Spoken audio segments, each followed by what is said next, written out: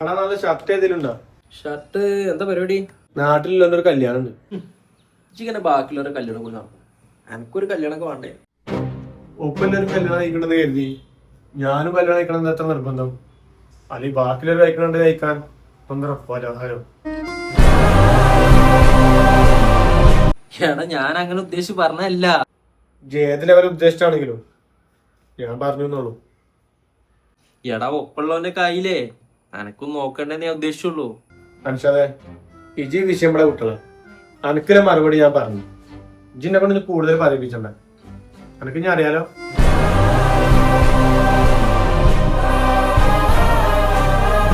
ഈ ഷർട്ട് എങ്ങനെയുണ്ട്?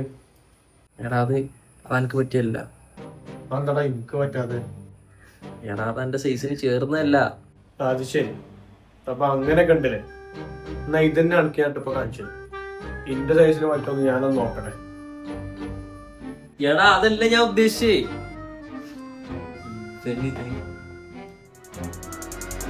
Y'all pulled up on me, I would've seen y'all niggas out outside.